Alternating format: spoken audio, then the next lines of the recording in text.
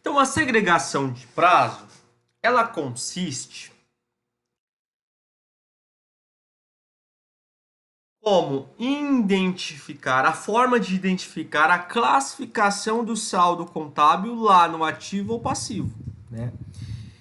Então, tanto o ativo como o passivo, ele deverá ser aplicado a segregação de prazo, que servirá para identificar a classificação do saldo contábil entre ativo circulante ou ativo não circulante, quando se tratar de ativo, passivo circulante ou passivo não circulante, quando se tratar de passivo. Mas o que define esta classificação? É a segregação de prazo, né? Aplicando esta segregação de prazo, né, nós conseguiremos identificar se aquele saldo deverá ser classificado no ativo, no circulante ou no não circulante. Mas o que define é a segregação de prazo. Beleza, mas o que é a segregação de prazo? Conforme o CPC 26, apresentação das demonstrações contábeis, registra-se no circulante quando espera-se que seja realizado até 12 meses após a data do balanço. Já no não circulante, quando espera-se que seja realizado após 12 meses da data do balanço. Então, exemplo. Vamos supor que eu estou encerrando uma demonstração contábil em 31 de janeiro de 2020, tá? Vamos lá. Aí eu tenho lá, eu comprei uma mercadoria a prazo, ok? Uma mercadoria a prazo lá no dia 30 de janeiro. E no outro dia eu já iria encerrar o balanço do mês, fechamento do mês. Só que eu consegui comprar essa mercadoria a prazo. Vamos supor que eu consegui um bônus lá com o meu fornecedor. Ele falou: olha, eu vou vender essa mercadoria para você e você vai pagar para mim daqui 1 ano e meio. Vamos supor. Ah, é? Que legal. Então quanto que eu vou precisar pagar essa mercadoria? Olha, você vai pagar essa mercadoria somente no dia 30 de 6 de 2021, né?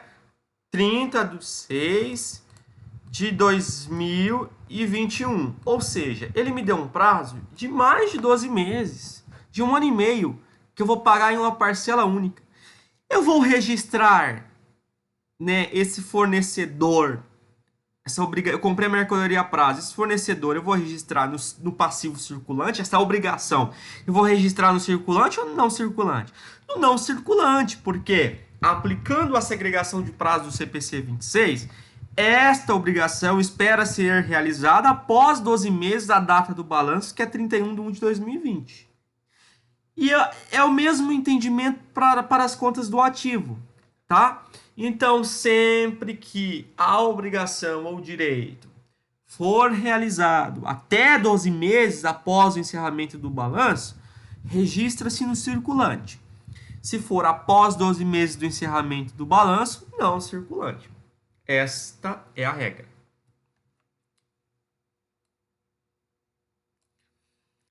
Quando debitar e quando creditar? Nós vimos um pouquinho lá na nossa aula anterior e eu vou voltar a esse assunto, tá? As contas do ativo, elas têm natureza devedora e as contas do passivo têm natureza credora, né? Mas qual que é a regra geral para a escrituração dos fatos no livro diário? Para as contas do ativo, toda vez que eu vou aumentar, eu debito. Toda vez que eu diminuo, eu credito. Para as contas do passivo, toda vez que eu aumento, eu credito. Toda vez que eu diminuo, eu debito. Tá bom? Professor, O que é conta retificadora? Porque eu separei aqui, ó, para as contas do ativo, passivo e resultado, exceto as retificadoras.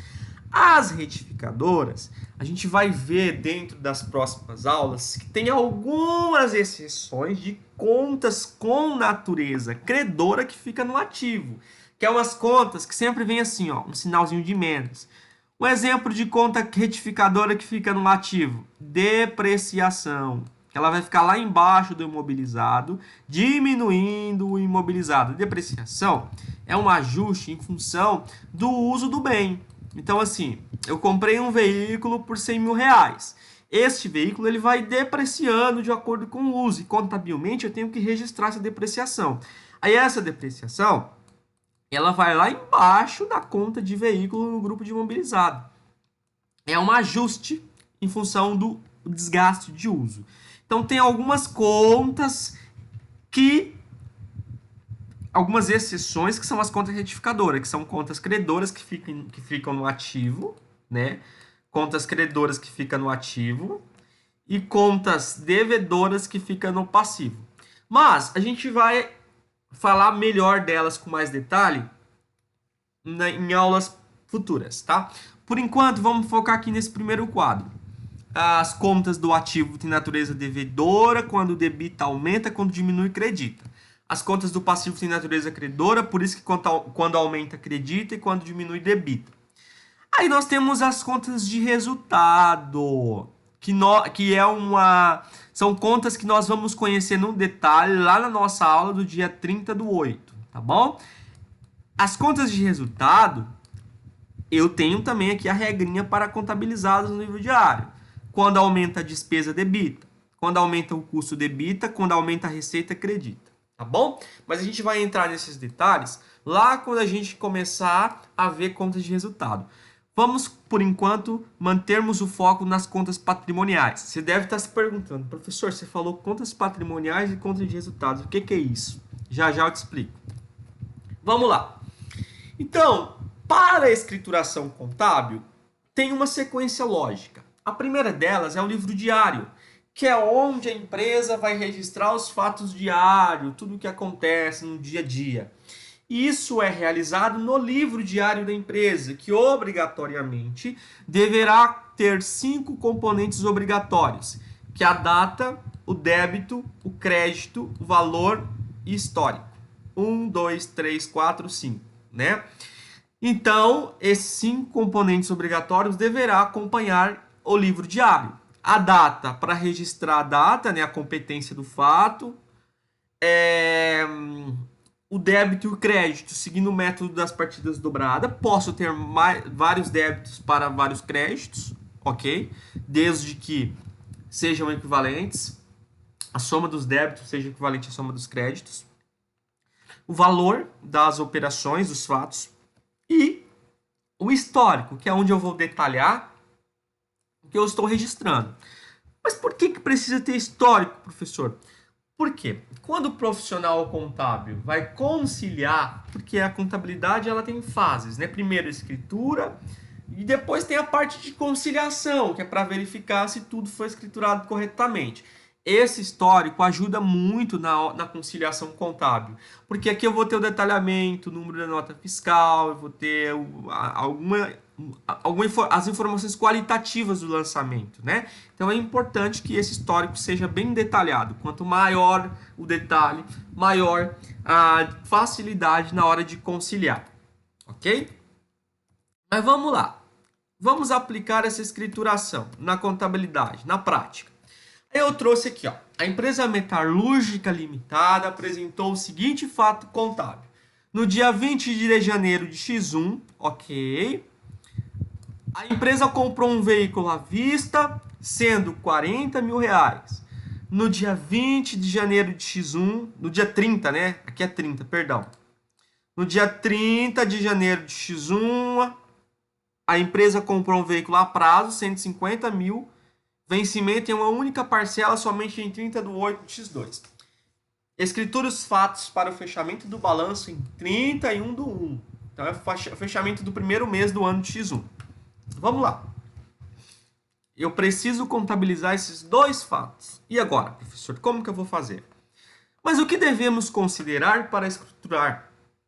O primeiro passo é o livro diário. O que devemos considerar para escriturá-los, esses fatos, no livro diário? Método das partidas dobradas, os princípios contábeis, pronunciamentos contábeis e legislações aplicáveis. Ok? Depois a gente começa a registrar no livro diário.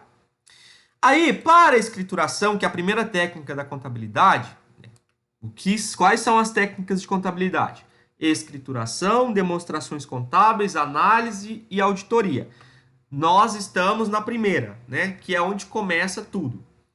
Para a primeira técnica da contabilidade, nós devemos registrar no livro diário e registrar no livro razão. Primeiro passo é o livro diário, que é o que vamos fazer agora. Então vamos lá. Primeiro fato, vamos registrar no livro diário. No dia 20 de janeiro de X1, a empresa comprou um veículo à vista em espécie, em dinheiro, sendo R$40 mil. Então vamos lá. Olha só. Primeiro lançamento, seguindo os 5 componentes obrigatórios do livro diário. Debitei veículo, creditei banco. Data, qual que é a data? 30 de janeiro de X1. Vamos colocar aqui. 30 de janeiro de X1. Beleza. Tá, professor, mas por que eu debitei e por que eu creditei banco? Aí você aplica aquela regrinha geral para a escrituração. Tá, eu comprei um veículo. O veículo é um bem, direito e obrigação. Agora você está entendendo por que eu te expliquei o que é bem, direito e obrigação. Veículo é bem, direito e obrigação. É um bem. Beleza. Bem faz parte do ativo ou do passivo? Ativo. Eu estou comprando um bem. Vai aumentar o bem. Debita. Ok? Por isso que eu debitei, né? Por isso que eu debitei veículo. Tá, eu comprei esse veículo em espécie, à vista. Tá saindo dinheiro da onde? Do caixa da empresa. Caixa é bem, direito ou obrigação? É bem, moeda disponível, disponibilidade. Se é bem, é ativo. Eu estou tirando dinheiro do caixa. Eu estou diminuindo ou aumentando o meu ativo? Eu estou diminuindo o meu ativo. Por isso que eu estou acreditando, né? No caso aqui, é caixa, tá? Não é banco, é caixa, porque lá fala que é em espécie. Tá bom? Vamos lá. Segundo lançamento. O segundo lançamento, a data é 30 de janeiro. Então, no dia 30 de janeiro de X1,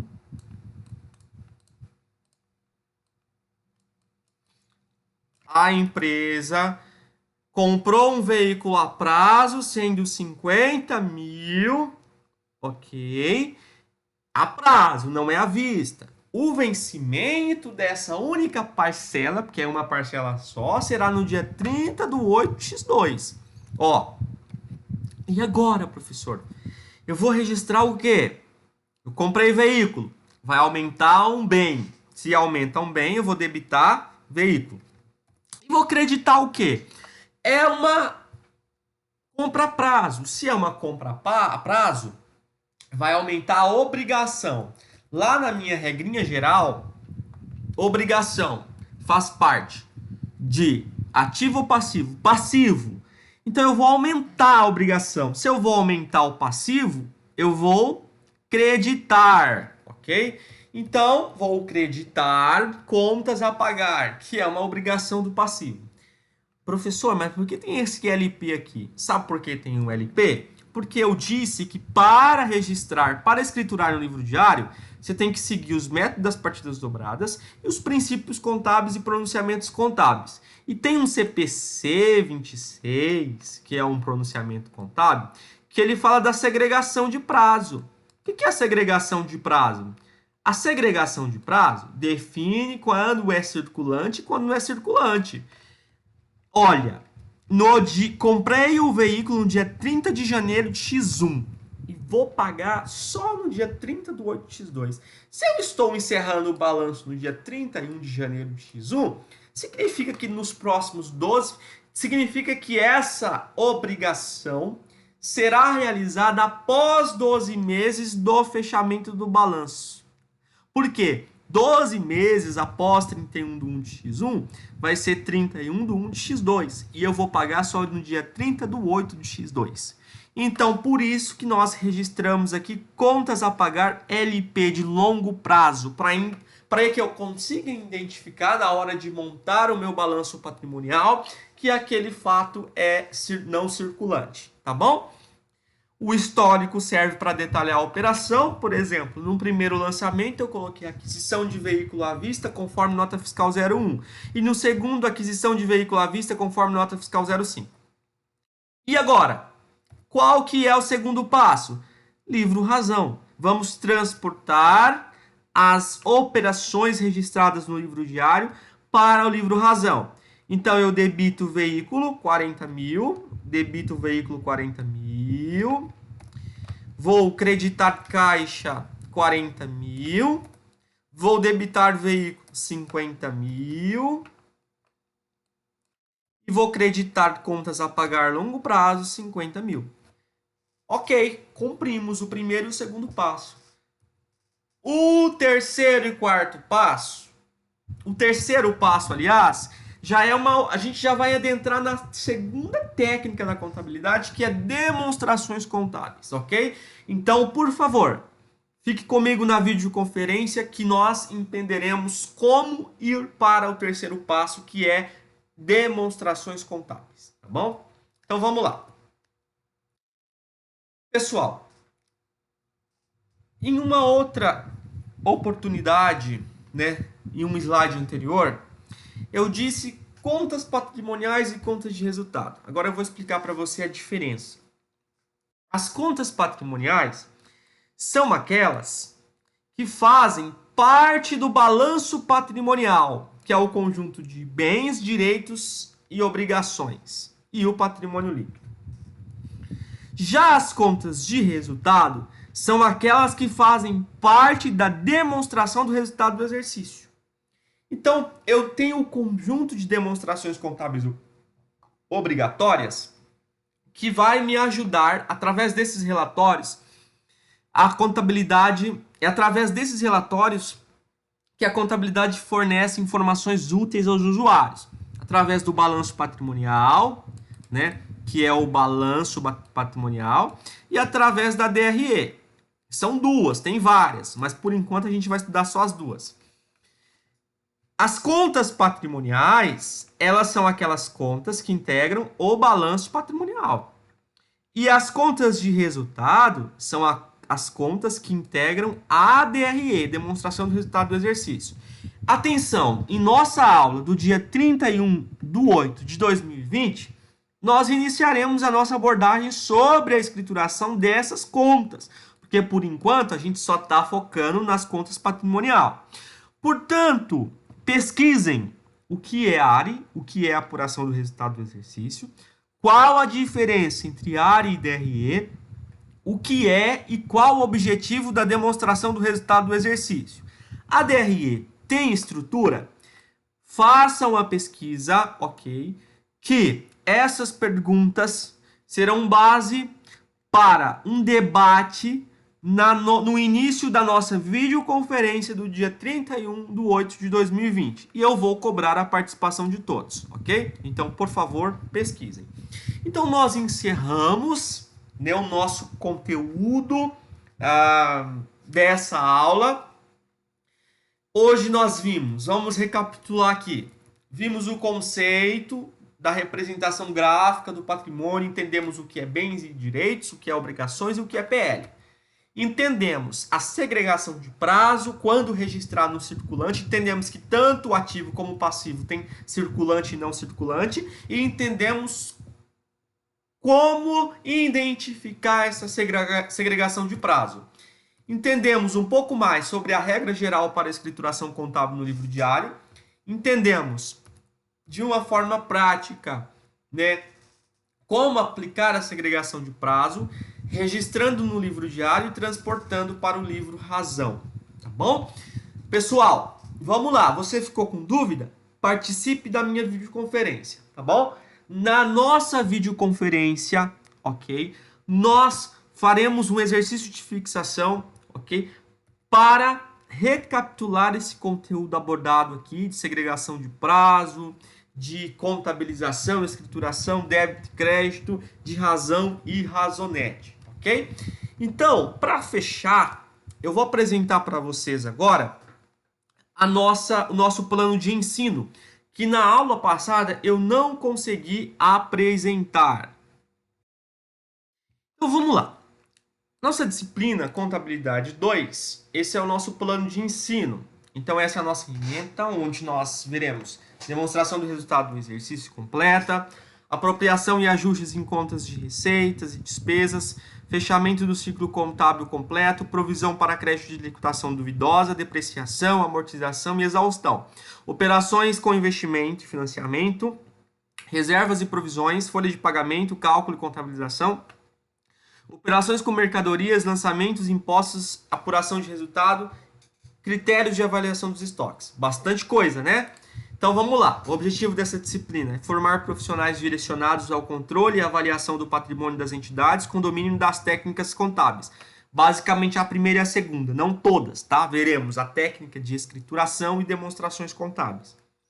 Desenvolvimento do senso crítico para a interpretação das normas contábeis aplicadas à conscientização das responsabilidades éticas aplicadas ao profissional contábil.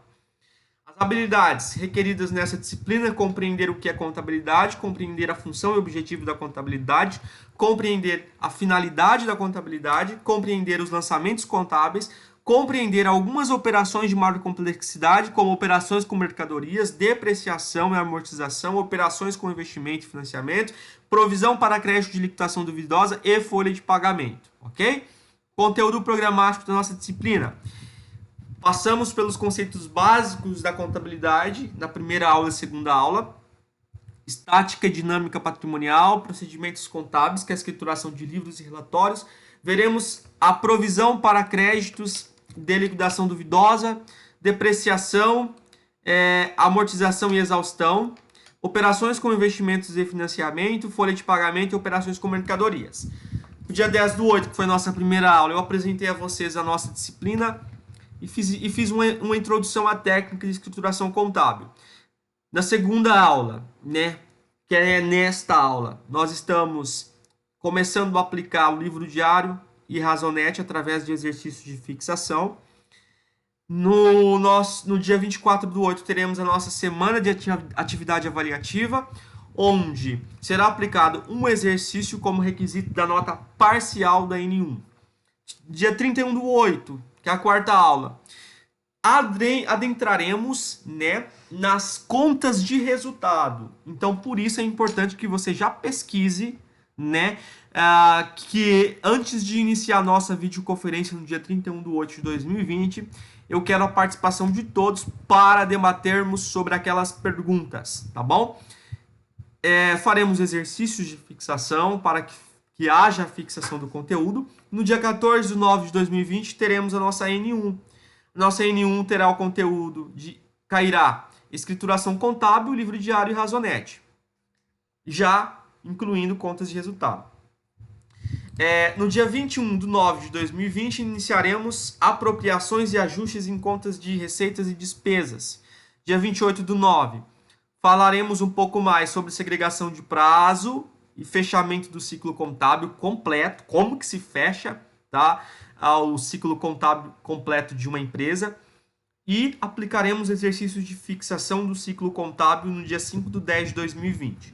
12/10 de 2020, falaremos sobre as naturezas das contas do ativo, passivo e PL e entenderemos conceitos e aplicabilidade da provisão para crédito de liquidação duvidosa. No nosso dia 19/10, teremos a nossa avaliação N2. 26/10, já iniciaremos a nossa abordagem sobre depreciação, amortização e exaustão. No mesmo dia, aplicação de exercício de fixação. 2/11, operações com investimento e financiamento com aplicação de exercício de fixação. 9/11, provisão de folha de pagamento, cálculo e contabilização com aplicação de exercício de fixação. 16/11, operações com mercadorias e critérios de avaliação de estoque. Dia 23/11, faremos uma revisão para a N3. E no dia 30/11, nossa avaliação N3, tá bom? Então, pessoal, agradeço a participação de todos. Não faltem na videoconferência, que é lá que você vai tirar a sua dúvida, fará os seus questionamentos sobre o conteúdo, tá bom? Eu agradeço a sua companhia, ok? Havendo dúvidas relacionadas ao conteúdo dessa videoconferência, dessa videoaula, perdão, anote e me pergunte na videoconferência, ok? Então por hoje é só. Eu agradeço a participação de todos. Fiquem com Deus.